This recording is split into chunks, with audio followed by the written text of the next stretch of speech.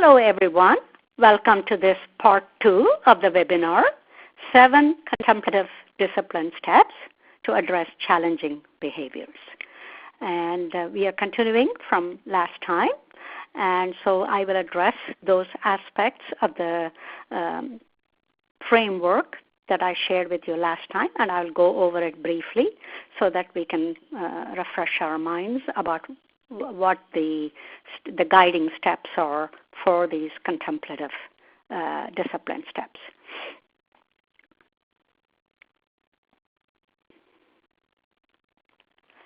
And you will see this slide with several of my publications, and the one that you see as the behavior guide. This webinar and the last webinar was completely based on this publication that came out.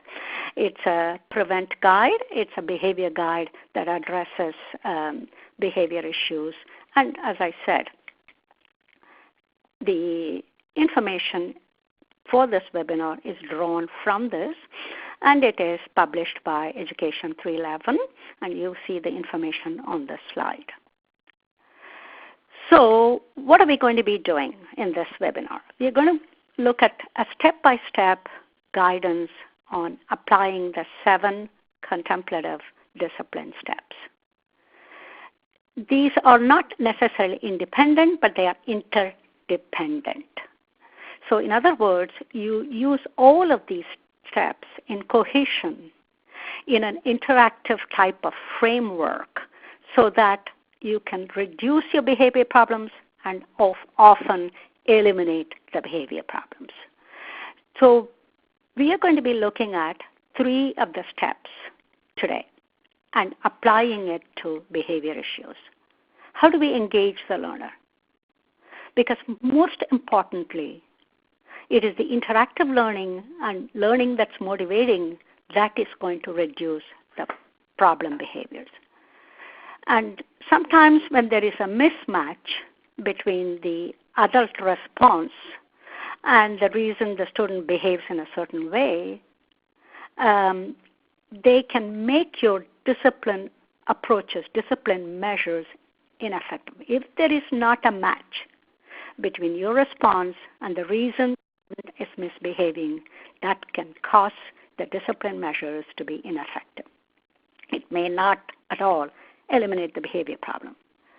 And we also know that punitive approaches, they don't teach the appropriate social and emotional behaviors and the communicative behaviors to students.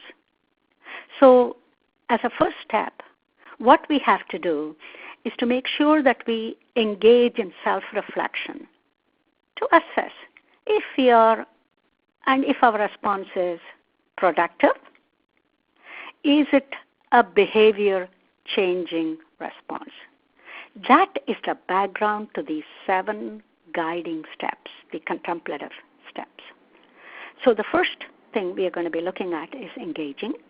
The next is how do we navigate a collaborative solution when problem behaviors occur. And the third thing we will look at in detail is what kind of new skills can we teach that student or a few students, and what kind of calming strategies can we enable that student to know and to practice so that we achieve longer-term outcomes. So one of the things that I would like to find out is what kind of behavior problems do you frequently encounter? Do you have students who are speaking out of turn? Or do you have students who are distracting their classmates? Or do you have students who are leaving their seat frequently and moving around the classroom? Or do you have students that refuse to begin working on a task that you have assigned? Or do they engage in some kind of aggressive behavior like kicking desk or chair or a bookcase? Or do they experience severe tantrums, especially when they are in a crowded setting like in a cafeteria or the gym, or when you go to a community-based instructional site, this may usually be a student who is experiencing autism. So it's interesting to see what kind of results we have. So we do have a large number of people saying one of the things that you encounter is refusing to begin a task. Okay, and then you do have a large number of students, it looks like, who are leaving their seat. So what are some things we can do? We will look at some of these behaviors as we go through, not maybe exactly every one of them, but certainly will be a broad application of some of these things. So, but what interesting is to see that all of these behaviors are behaviors that you do see in your students, and they exhibit this kind of disruptive behaviors. This is the framework that we saw last time during a webinar 1, so I'm just refreshing your memory about it. We last time looked at how can we have proactive steps in place, which are understanding what behavior occurs, why the behavior is occurring, and what kind of consequence is the student receiving for that behavior.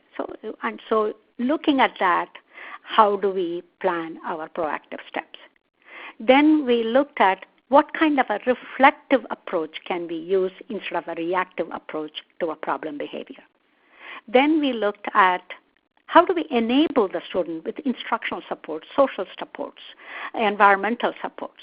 Then as part of that, one of the things that always is ongoing is verification and monitoring to see if the strategies are working. And that will apply to the steps we are going to be looking at today as well.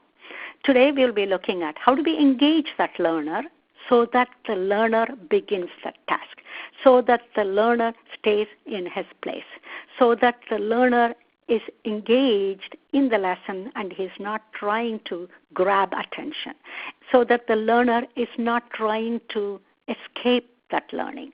So how do we engage that learner? How do we navigate so that there is a collaborative solution to the problem behavior? How do we use techniques that bring all of the students so that all of the students feel a sense of belonging in the classroom and they're ready and eager to learn? What new skills can we teach to the student so that the student practices those skills and gains the knowledge that's imparted and less in behavior issues? So this is exactly what it is. I'm just, for those of you who are joining for the first time and who were not there last time, so these were the 7 steps: the proactive step, the reflective, the enabling step, verifying to make sure we are monitoring the progress the student is making, engaging, providing a variety of opportunities, and reaching for collaborative solutions through it should be navigate. I don't know how I got the word negotiate there. It should be navigate, not negotiate.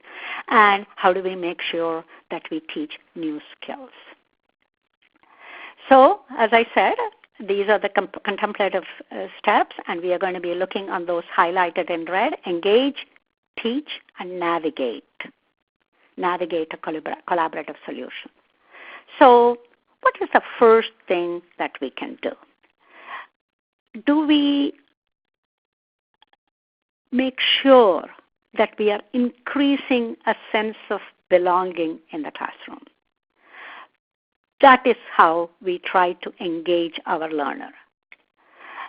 Do we focus much more on engaging them or in punishing them for inappropriate or disruptive behaviors or non-compliant behaviors?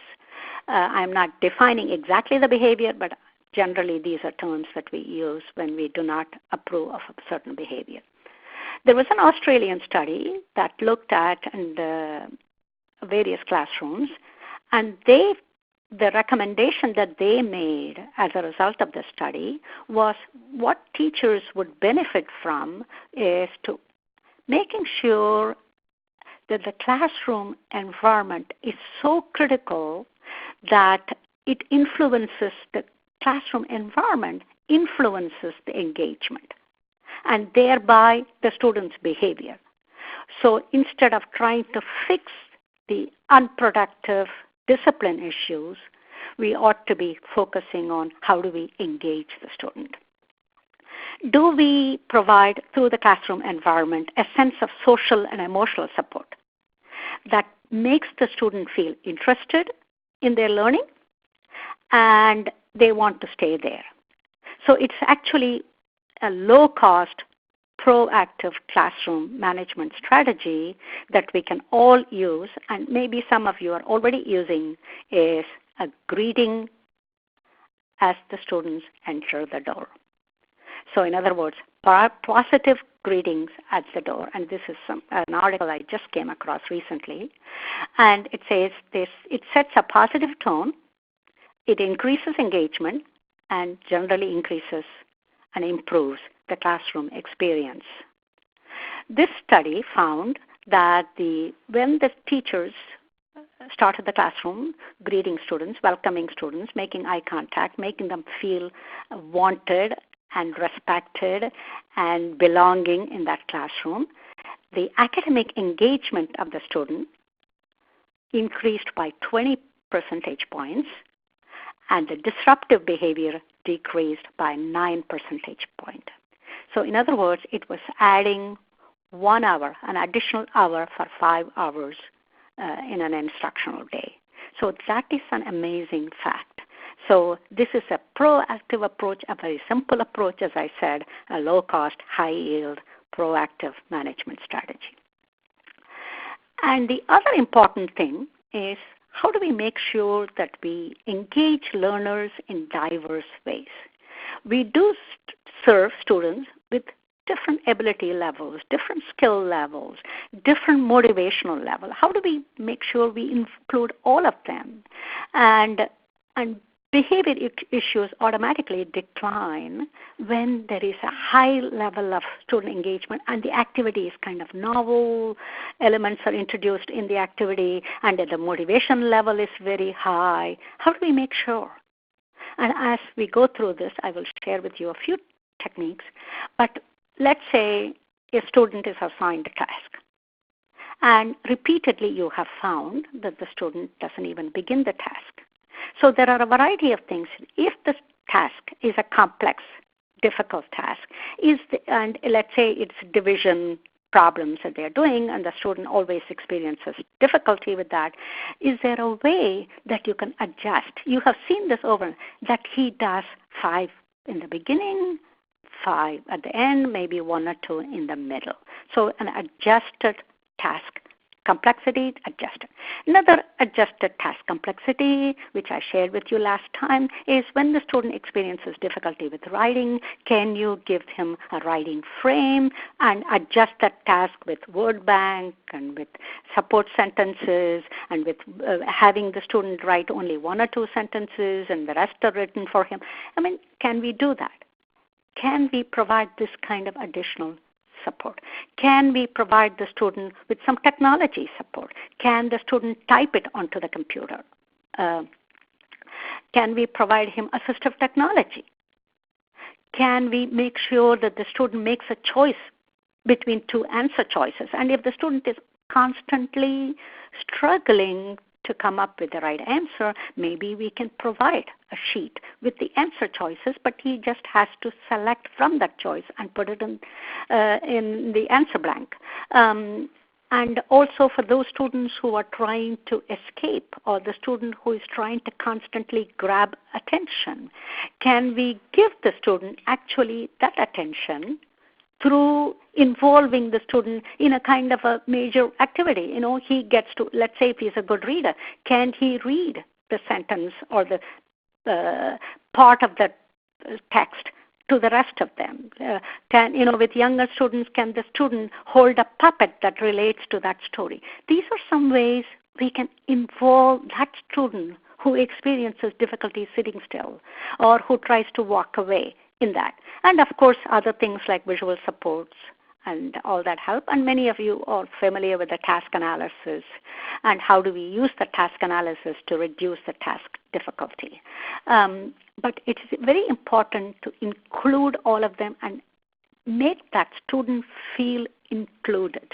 That's extremely important. And then also, how about weaving in complex questions with easy level questions? Some that are very simple to answer with maybe yes or no responses so that the student just picks up his S card or no card and lifts it up so that he feels included as well, whereas somebody else is answering a why question, which requires kind of an open-ended question, which requires kind of a more lengthy, complex answers. So moving on to how do we kind of discipline? Do we use reprimands and redirection? How do we use that?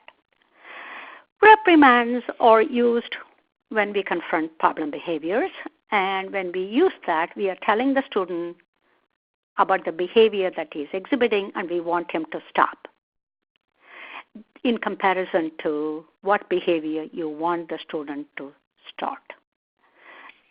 These reprimands, which we tend to frequently use, we kind of in somehow caught in that reactive mode. We focus much more on that, stop that. If you don't stop doing that, this is the consequence you're going to get. We kind of saying that instead of saying, I want you to be doing this. If you don't finish that work, you're going to miss your recess. Or if you don't miss it, you're going to get 0 on that paper. If you don't, so instead of saying that, can we focus on how do we start? Let's say you observe a student and he appears to be kind of pushing as he is lined up. He's pushing the student next to him. Is there a way we can say, you know what, I see your hands somewhere else or somebody else, and can you keep your hands by your side? Keep your hands by your side and move them away. Or can we say, what can we say? Can you take your hands away from Monica so that you can get your math folder and begin your work? So let's focus on what we want the student to start doing. For that, we have to give what is called contingent instructions. These are instructions that states specifically what you want the student to engage in, what kind of behavior you want. And this will stop the undesirable behavior. So let's practice that. Use precise statements when you see inappropriate behavior. Okay, your hands are pushing Alan. Please put them at your side. Instead of saying, don't you want to go to PE? Everybody else is lined up. You are the only one. It's important that we do not compare the student with the others. We focus on his behavior and try to get him to start engaging in that appropriate behavior. So redirect, as I said, using contingent instruction if the behavior interferes with successful learning. Ask yourself, is the student breaking classroom rules and procedures? Is the student disrupting the instructional activity? Is the student bothering the peers or hurting them in any way? The first step is to see if you can use nonverbal cues, gestures, prompts, and possibly if you want to go close to the student and kind of put a visual guide or point to something or show a gesture. So that's proximity control. Use cue cards so that to reduce the problem behavior. But the most important thing is to avoid arguments, because sometimes the temptation for us is to have the last word, and we need to make sure that we don't make that into a classroom spectacle and go back and forth arguing with the student. Just ignore, move on, and carry on, and just give your instruction and move away. So, positive strokes. in addition to engaging the student, another important step in engaging the student is using encouragement or praise, as it is technically usually called.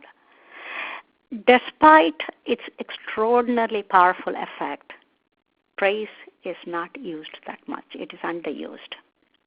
And research suggests that praise increases both the social and the behavioral competence of students. It is very important that the praise that we give, the encouragement that we give, is actually driving that behavior, inappropriate behavior away, and increases the appropriate behavior that we want the student to start exhibiting. So you have to focus on that specific behavior. I like the way you're listening to the story. Oh, good, you have started working on your math problem. I see that. Good, I like that.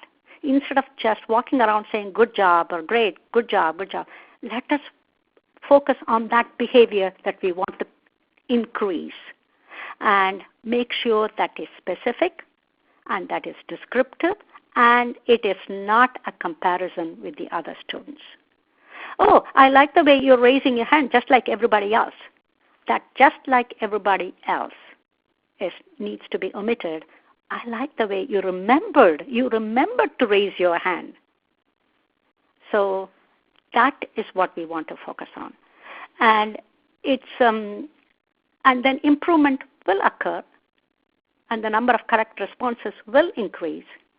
And we have to make sure we train our para-educators or teaching assistants, if they are working with us, also to use the same kind of specific descriptive encouragement to see that positive behaviors increase. The next step is navigate.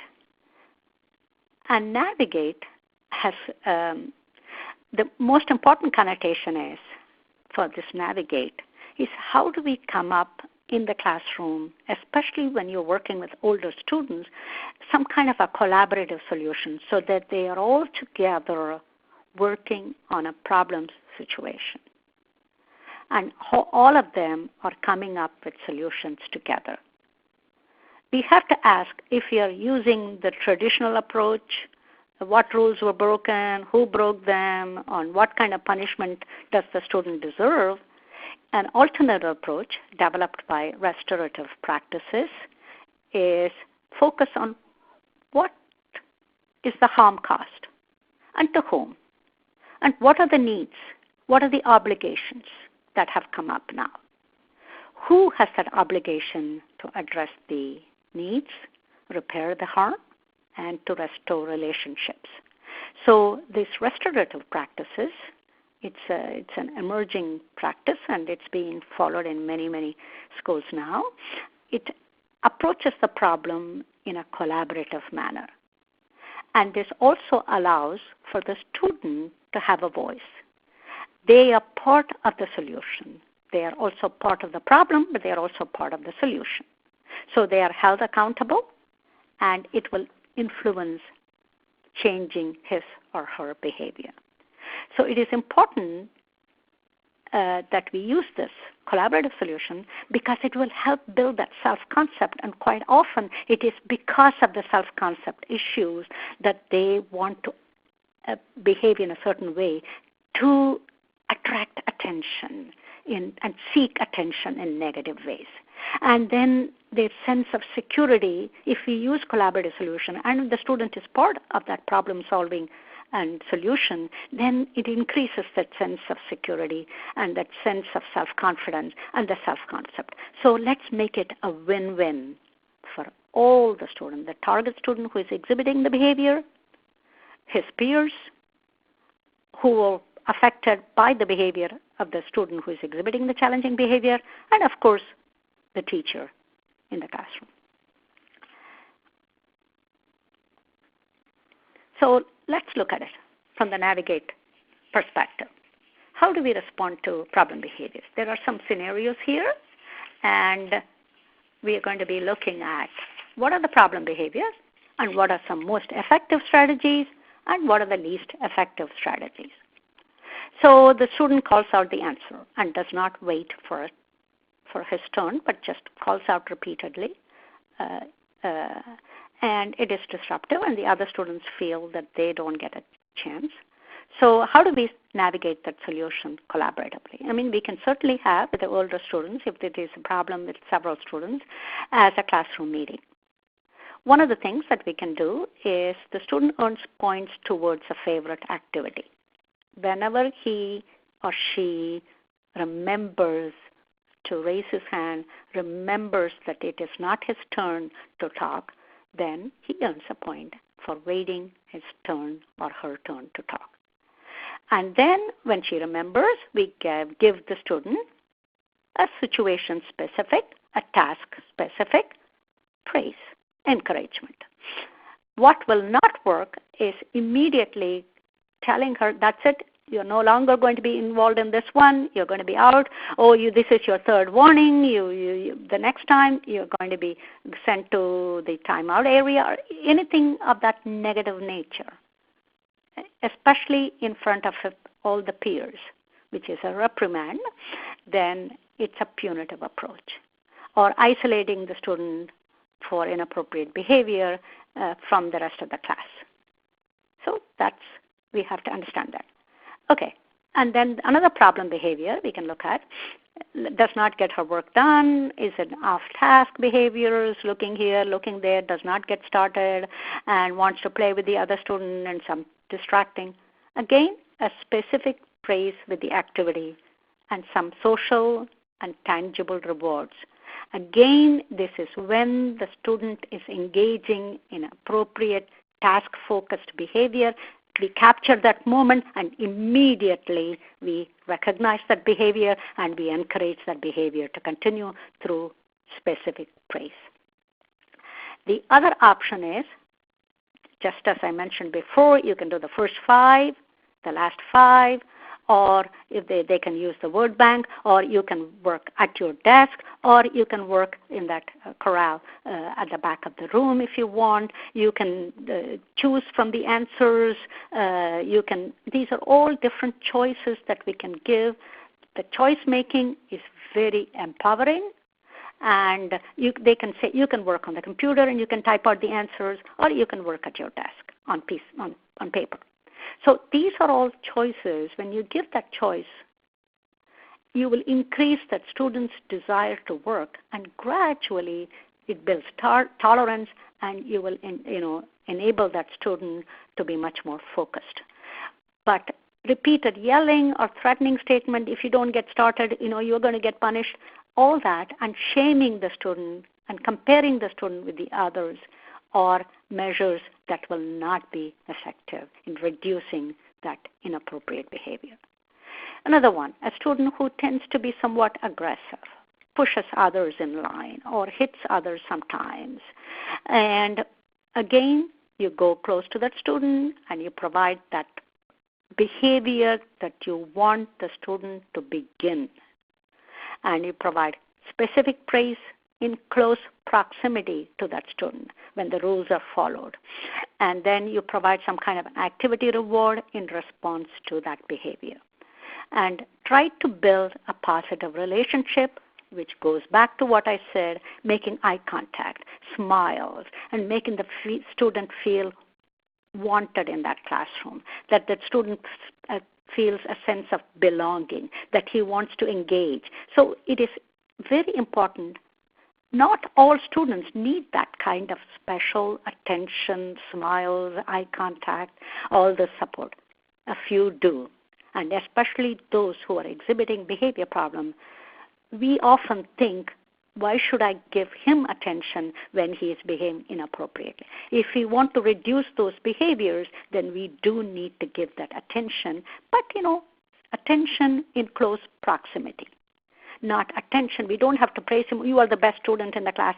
Now that you're doing all this wonderful, we don't need to do that. Close proximity, you go. But when the student is exhibiting that behavior, do give him or her that specific praise. But timeout and isolation from peers and from the classroom, which we frequently use, only reduces that student's time in the classroom and reduces the time he can practice appropriate behaviors. And these are punitive measures, and they do not help the student to increase his positive behaviors. We move on to the next element, next feature of this contemplative steps, which is the teach. What do we teach? We teach new skills to replace the problem behavior.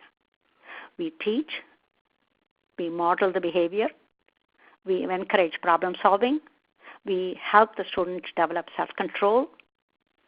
One of the first things that you want to do is to help that student recognize that how he is feeling angry. In other words, get in touch with his emotions. Get in touch that, okay, so it looks like you are feeling frustrated. That's why you're not able to start this task. What can we do? What is frustrating you? Is it that problem is difficult? So it is a good idea to have that kind of a conversation to help that student to recognize the emotions that he is experiencing at that time. Is it frustration? Is it anger? And how do we teach that student to calm down when he is angry after getting in touch with that anger, that feeling, that emotion? How do we get that student to exhibit calming approach to get rid of that frustration and that anger and exercise self-control? And it is important that we practice it as a classroom, and I will share with you a few strategies at the end of this webinar.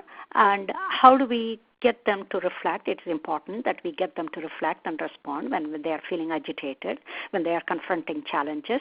And this could be a classroom meeting, and with younger children, you can use a story as a medium. And last webinar, I shared with you several books that you could use to help the students look at the problem, look at the situation, look at the emotions that the particular character in that story is experiencing, and how could we calm down. And so use intentional teaching, using stories and using puppets, and use a little bit of role play if necessary, and then use reflective circles. So, and then another approach that is particularly helpful with students with autism is what are called social narratives. This is very similar to the social skill stories that you might have heard about, and you will find them in the autism internet modules, social narratives, and they help to teach and practice specific social skills that they need to observe, that they need to practice, and they need to demonstrate within the classroom setting. So let's look at a case scenario. Let's say what kind of proactive action you will take and what kind of new skills you would teach. Let's say this is a middle school student, and he finds noisy and crowded environments like the gym or the lunchroom, or if you go to a community-based outing, or it's a school assembly where everybody has gathered for some kind of a special program, the student finds it overwhelming and exhibits severe anxiety, and this could very well be a student with autism. And so the student has difficulty complying with rules applicable to the gym or to the cafeteria or, in an assembly. And so at that time, he tends to become a little bit aggressive, pushes people, or may start making sounds, or may even start screaming. So what are some proactive intervention steps that you can take? What kind of replacement behaviors and calming strategies that you can use? You have to prepare the student, first of all, most importantly in advance, for these kind of crowded settings or noisy settings that can be overwhelming for the students. These are large open spaces with a lot of people and a lot of noise. So the student can be sitting in a quieter area instead of going and sitting right in the front. And this will help him to gradually build tolerance for that, if it's the gym or the cafeteria. And for a community-based setting, you prepare in advance for that with your visual supports. And he could also, or she could, if it's a girl, take some kind of a little notebook where he can doodle or she can doodle, or something that he can take, or a little handheld toy or a fidget toy that he can use, like Tangle toy, while he is waiting, so that to help him to calm down and his sensory elements are in a calm stage. And also gradually teach some kind of a communication signals, that gestures, so that when they are in a group setting, you will use those signals and they have to follow those alert signals. And also make it a point for them, for your students with discipline issues, to be able to greet others and meet people in the larger setting, so that it becomes part of their routine. And then they are building a social sense of belonging with the rest of the school group. So, and also teach them how to gain skills to negotiate and to compromise, to navigate situations, to get along with peers.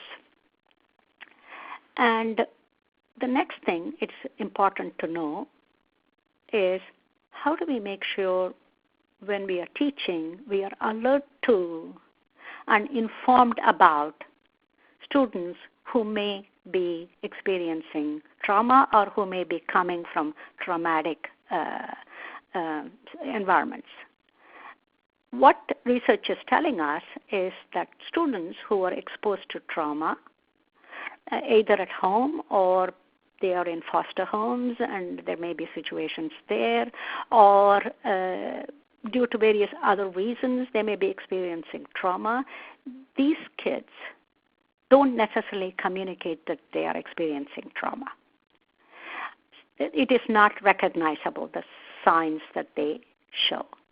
So they may have difficulty forming and establishing relationships with their peers. They may have difficulty establishing a relationship with the teacher. They may exhibit poor self-regulation because they have experienced so much trauma, and they may have had very punitive measures used against them, which has caused the trauma possibly. And they may exhibit a lot of negative thinking, and they also may have poor impulse control, which is executive function difficulties. So can we make that classroom a nurturing environment? We already talked about it right at the beginning. How do we make that classroom nurturing? Is it safe for students to express and share their feelings? Can we give the student an opportunity to share and express their feelings? Can we create conditions to drive the student to make purposeful choices? We want them to succeed. We want them to be successful in the classroom and beyond. So can we teach them to share their feelings, share their emotions, and express their feeling, so that they can acknowledge that they are feeling that way, but they have to act that feeling in a positive manner, in a safe manner. So focus on giving positive attention as much as possible. Look for all the positive behaviors that the student has. We often think some students have only negative behaviors, but look for that. It may be sometimes a difficult task, but look for that positive behavior and capture that moment. Meeting emotional needs is just as important as meeting the student's educational needs. So in that context, one of the techniques or one of the strategies that's coming in vogue, and a lot of researchers, educators, and families are looking into and examining the benefits of mindful attention practices. And recently, I have come across so many articles. It's very much in vogue right now. And so one of the first persons, the pioneers, was Kabat-Zinn. And many, many years ago, he started this mindfulness-based stress reduction, more for stress reduction, but it is coming in helpful for children, and there are several studies showing the benefits when students practice mindfulness and yoga practices, breathing techniques as part of this mindfulness training. Because they have to pay attention, they have to focus and concentrate, they have to be able to listen in order for them to be able to learn, and in order for them to establish good relationships, wise relationships in the classroom with others as well as with themselves. So they have to be sure that they are focused on their emotions and they display those emotions and they don't act also on those emotions in a negative manner. So mindfulness activities, what they do is they help the children with reducing their stress levels, their anxiety levels, thereby increasing their positive, focused attention on what's being taught or what's being shown to them. And it improves their ability to cope with the educational environment.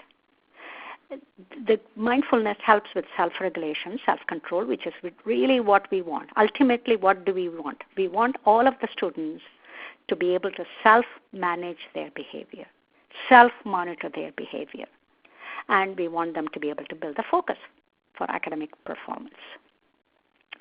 So let us try to assist children and support them with self-regulation difficulties, especially those with conduct disorders, children with autism, children with ADHD. And mindfulness actually offers very simple, positive, and in a way fun tools that they can use not only in the classroom and beyond, but they can use it throughout their life. And it's helpful for each one of us as well. What is research telling us? One of the things that research is telling us, for example, is that yoga practice, which is part of the mindfulness, because yoga is really union of mind and body, is that when school-based yoga programs, it helped to lower the anxiety and the stress level. In this particular study, what they did was they screened students in third grade. They selected a group of students and they screened them for symptoms of anxiety at the beginning of the school year. And these students were assigned to two different groups. There was the control group with 32 students, and they received the usual counseling and other type of activities to reduce their anxiety and stress level. And the second group of 20 students, they participated in the yoga and mindfulness activities. They participated for about 8 weeks. It included breathing techniques, it included guided relaxation techniques, and the traditional yoga postures. And what they found as a result of this training was during the training, when the students participated, they demonstrated significantly improved psychosocial and emotional quality of life compared to their peers who received the standard care. That was the result of this research study, and there are several studies similar to that that are showing very positive results. But the most important thing I do want to mention here is that these practices have to be ongoing and maintained, not something you just pick for a few weeks and do it and then abandon it. This is something that has to be ongoing and complete, practiced practically, if at all possible, on a daily basis at least several times a week. The other important thing about mindfulness is, besides reducing its stress and anxiety and building much more focus and attention control and increasing their self-regulation, it's really a part of the cognitive behavior intervention approach. So it's really a therapeutic approach. When students learn to control their impulses, it improves their focus, because what they are doing is they are self-monitoring their behavior, and so it results in positive consequences. And gradually, when it gains much more acceptance, it's likely to become part of a comprehensive behavior intervention plan. And this particularly is very effective based on some of the studies, very effective, especially with students with autism spectrum disorders. And it addresses the deficits that some of these students with autism experience in their emotional, social, and neurological connections. And then this is likely to increase those neurological connections to help them to be much more focused and much more self-regulated. So this is another technique, a self-monitoring tool that you can use as part of your teaching strategy. This is just creating 4 self-monitoring calming cards. I call them color-coded calming cards. The student is angry or frustrated, irritated, and feeling crabby at that moment. So he is in that kind of a red zone or red card. And then the primary objective is to help the student, not necessarily, I have mentioned students with ASD because that's where we have used it as part of my consulting, but you can also use it with other students with behavioral challenges and to help them to self-regulate their behavior. And then when they are recognized that they are at the crabby stage, and then they take some action to calm down, like breathing techniques, counting to 100, take deep breathing, and or visualization, or I know I can calm down, and repeating some self-affirmation statements. And then they are moving into that cautious stage where they are continuing to practice these kind of self-regulation techniques. And then they feel that stress, that anxiety, that anger, whatever was irritating them, frustrating them is going down, and their positive feeling is increasing. They're beginning to cope. Then they are onto the coping stage.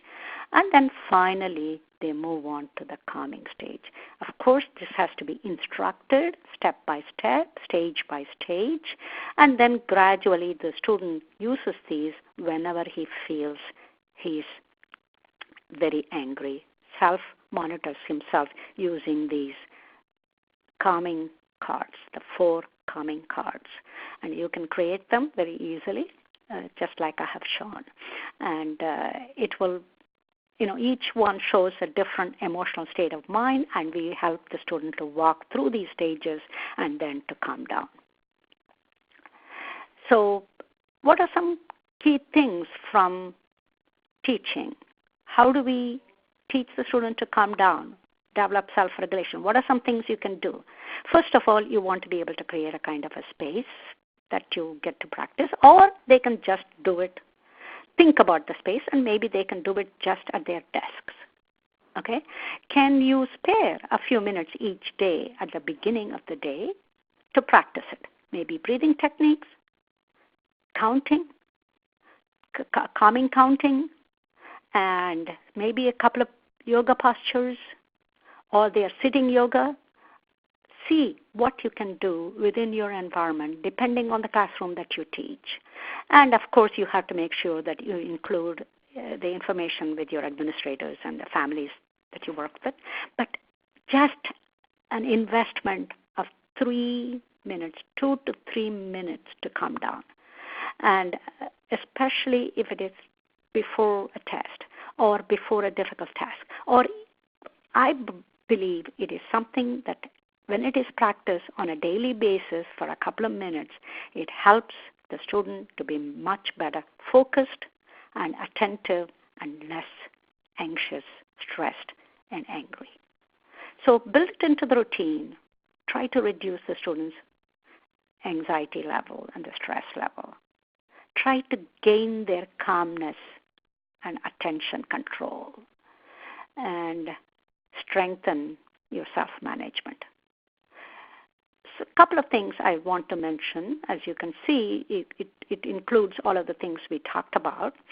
But one of the things that I didn't mention so far is how do we build in the student a mindful positivity, self-affirmation. What kind of self-affirmation can the student make?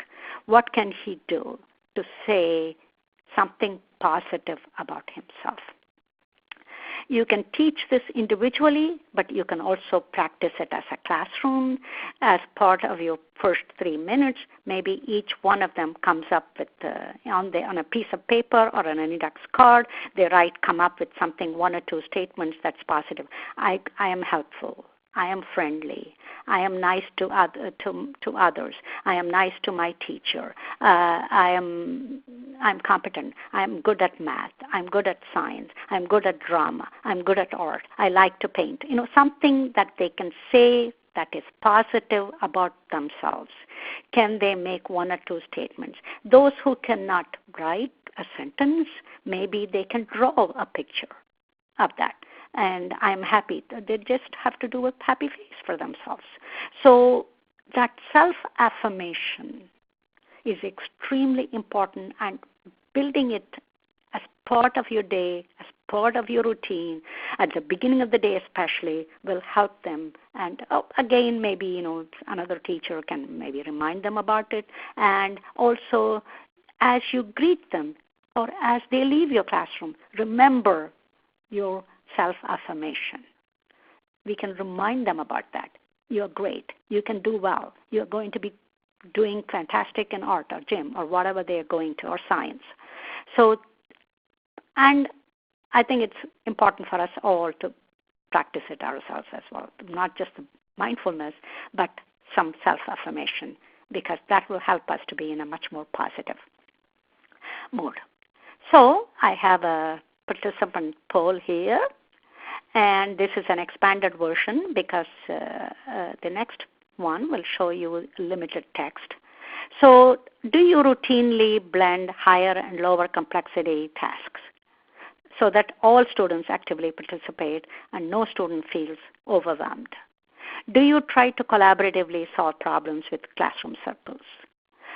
Do your students have opportunity to move around the room, not because they want to get up in the middle of the lesson and walk around, but the tasks are such that they don't need to be seated all of the time, so they have opportunity to move around. Do you teach the new skills systematically to replace that problem behavior? Do you use a system that will teach them to overcome that problem behavior and replace it with the appropriate behavior? Do you coach your students to use calming strategies when they are feeling crabby, when they are feeling angry, frustrated, irritated? Do you routinely practice any kind of self-affirmation techniques? So, this is the poll, and I look forward to seeing which of these do you use most, or most people use.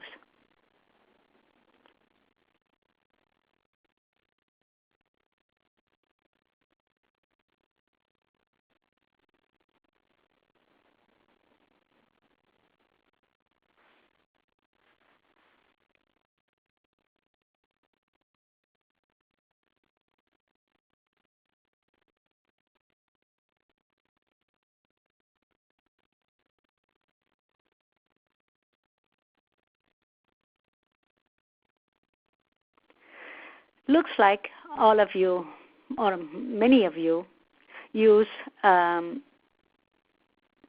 have the opportunity to move around various tasks. That's extremely helpful because when there is some physical movement, it helps them actually to relax, and also it helps them with their memory. When they are physically moving, they are able to retain, and that reduces the stress level as well. And it's good that many of you do use teach replacement behaviors, and it's very, very wonderful to see that many of you do coach and practice calming exercises. Maybe you are using mindfulness practices. That's good. And some of you do use self-affirmation. Maybe more of you will use that as well after this webinar. And we are moving on. And so I'm going to go ahead and share a scenario with you. This is the same scenario that we had, a student example that we had last time. In other words, we looked at the 4 steps that applied to this particular case example. So the student gets angry and he's upset because other students kind of tease him because they make a comment about his shirt, and he gets terribly upset and he makes a nasty remark and he walks out of the classroom. So his teachers may be provoked to respond with a very serious punishment-based consequence. So we looked at what are some things we can do to help this particular student who is getting so angry. How can we use proactive steps? How can we use supports to enable him to be part of the group? How can we use verification of data to see whether the techniques are working? So all of those steps we used last time. So we used the proactive steps, and then we, instead of being reactive to that inappropriate behavior, very inappropriate behavior, we decided we will use a responsive approach. Today, we will be looking at how do we engage that student? How do we navigate a solution? How do we teach the student to overcome this inappropriate behavior? It is important for the student to feel a sense of connection. We have been looking at that in various slides. And how do we make sure that he socially feels that he is part of that classroom environment? Can the student work with a partner or a peer group, a small group so that engages him with his peers and enables him to build some relationships with his peers. So that is extremely important. Instead of isolating him, we are trying to include him with the others. And it is also important for the others to build a relationship with the target student. And as I mentioned earlier on, it is important also for that student to have a role to play, not just a negative role when he is exhibiting his inappropriate behavior, but also a special role so that he feels and makes a contribution to that classroom discussion or a concept that you are teaching, so that it enables to build his self-concept and he feels empowered. And you can also address any of these impulse control issues through games. Games are often not used in many of the classrooms that I visit. Even if you're teaching science vocabulary, you can spend maybe 5 minutes playing a game that makes, it could be 20 questions. It could be, I am going to space and I will see, or I am going on a space hunt and I will see, and each person mentions something that's associated with the vocabulary that you are teaching, and they try to remember what the person before them said. So through games, you reduce that anxiety level. You build that positive atmosphere. So games can be used, and this is something that you would include this particular student to be part of. And the other one is navigate. You build a positive relationship with the student and make him eye contact. Give him a smile. Make a positive comment as you pass by him. And this will help build his self-image. And he will not seek in other ways to grab attention or demand positive attention from others. Provide him opportunity to share his feelings, his concerns, and reach for collaborative solutions. And then, most importantly, teach him secret signals. When he is beginning to get upset, show him a sign. Go next to him. Show him a picture. A secret signal will help. And teach him new skills to replace problem behaviors. Use self-talk. Teach him how to engage in self-talk and walk through. We saw that with the 4 calming cards. That's nothing but self-talk strategy that you teach the student. And then, of course, finally, he has to feel positive about himself. Use self-affirmation statements when he is successful, and that will help him exercise impulse control. Teach him how to use positive statements about himself. And these are various references and resources that are included with this webinar, and do take advantage of them. And of course, as I mentioned to you, my behavior guide is the source for this one, and you can take advantage of that as well. And thank you, everyone, for joining this webinar. It has been a pleasure. And this concludes the second part of this contemplative steps, discipline steps. And I wish you all a great school year. May the school year bring you great happiness and safety and lots of knowledge building opportunities for you and for your students. Thank you. Stand by.